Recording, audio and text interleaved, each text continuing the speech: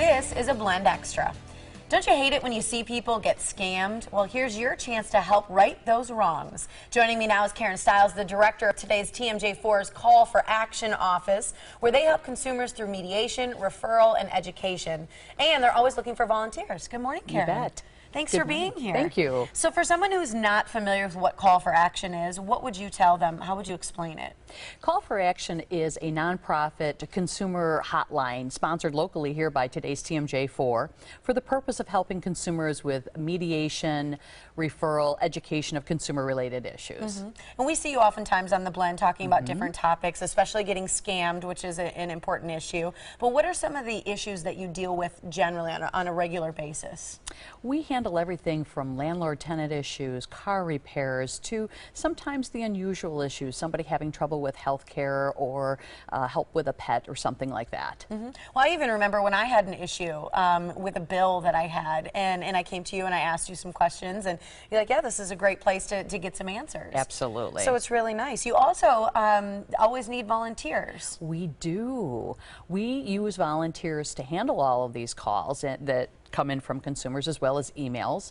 And if consumers are willing to come in and give us a hand, we would be glad to have them. So what's expected? If someone says, you know what, I would love to do that. It's for a couple hours a day. It'd be really fun. I feel like that would be doing some really good in the community. Do they have to know a lot about all these issues, or what's expected? We basically provide training every time that phone rings. There is no way to possibly train for every particular issue, but if they have the desire to help people, have a good listening ear, and some computer skills, we'll help them with the rest. Okay, and if they do, what's typically expected? Because your open Call for Action is Monday through Thursday. Right. So we ask that the volunteer comes in a little bit early before the hotlines open and stay just a little bit later to kind of finish up on some of those cases.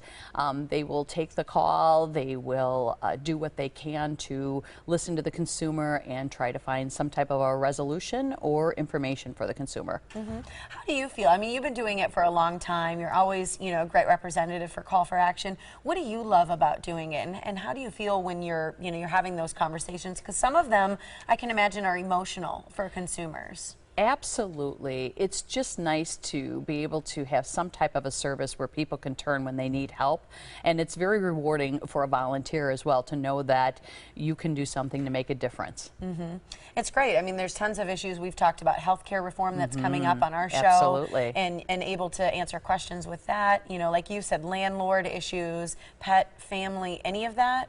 Absolutely. There are so many different types of things that come up.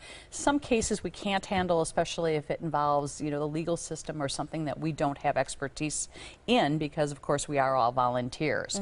But there are a number of things that, you know, we can do to at least provide some resources of where do you turn next. Well, I think that's great, the referrals that you offer out as well, because it's sometimes you just need to know where to go from that point. Absolutely. So from 11 to 1, that's when you can always call for Action Monday through Thursday. Also, if you'd like to volunteer from 11 to 1, those are the hours that you would be helping out here at today's TMJ4's Call for Action. Call the number on your screen for any questions at 414-967-5495 or call for action at tmj4.com.